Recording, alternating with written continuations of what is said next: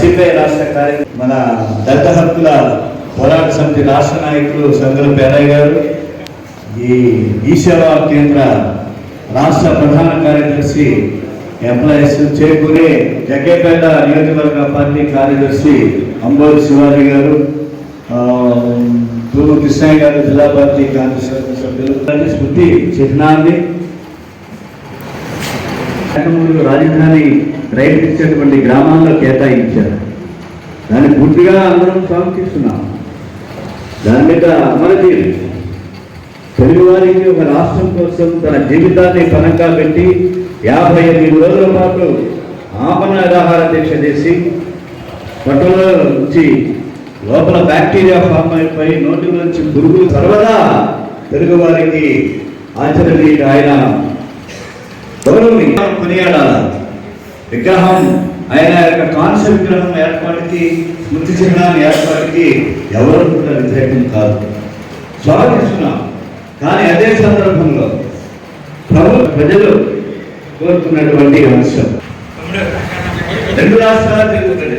వాసవి కన్యకా పరమేశ్వర సత్రాలు ఎక్కడ చూసినా భారతదేశంలో ప్రకృతి వైపరీత్యాలు వచ్చిన దాన ధర్మాలు, ఆధ్యాత్మిక కార్యక్రమాల్లో మేటులు, ఘనాపాటి ఇవాళ పొట్టి శ్రీరాములు గారిని ఒక పదానికి ఆహ్వానించడం న్యాయం కాదు.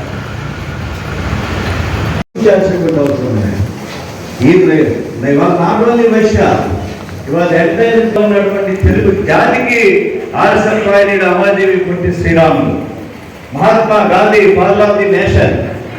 కాబట్టి ఈ రోజున ప్రధాన ఉద్దేశం ఈ వ్యాపారాన్ని విగ్రహాల ముసుగులో వ్యాపారం చేసేవారు కాదు. అంబేద్కర్ యొక్క అనేక వసతులు కలిగించడంలో ఒక ఐఏఎస్, ఐపీఎస్ అన్ని వర్గాల ప్రజల్ని దాంట్లో ఒక ఈ మాఫియాల చేతుల నుంచి అమరజీవిని కాపాడుకుంటాం అనేటువంటి లక్ష్యంతో ఈ రౌండ్ టేబుల్ సమావేశాన్ని ఏర్పాటు చేశాం. దీనికి ప్రధానాలు కానీ పార్టీ ప్రోగ్రామ్స్ లో కానీ వర్కలు వేస్తున్నది.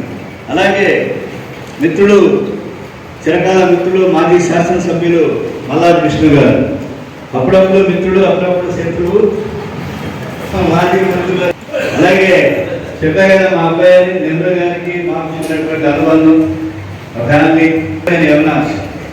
అలాగే మిత్రుడు మాజీ పోరాట సమితి ఆ రాష్ట్ర ఆర్గనైజింగ్ కార్యదర్శి, మాజీ కాన్స్టిట్యూంట్ గుర్తు నాయకులు గారు, రాష్ట్ర కార్యదర్శి పైకల్ రాజశేఖర్ గారు, మన రాష్ట్ర శ్రీరాములు గారు అంటే కేవలం ఆయన ఒక వ్యక్తిగా స్వాతంత్ర సమరయోధుడు, ఆంధ్ర రాష్ట్ర ప్రయోజనాల కోసం తన యొక్క జీవితాన్ని, సర్వస్వాన్ని అప్పగించినటువంటి ఒక గొప్ప మహానేత.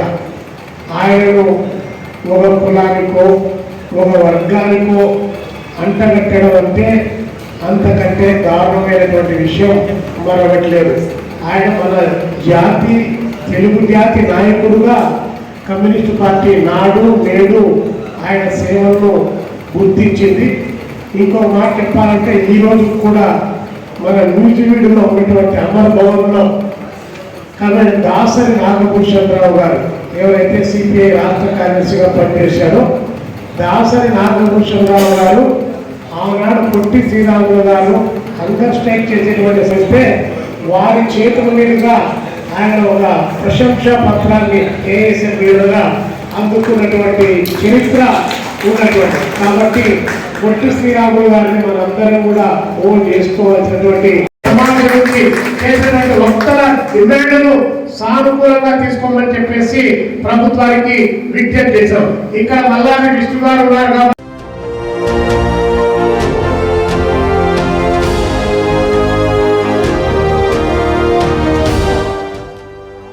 JTV, Voice of Jagyapet.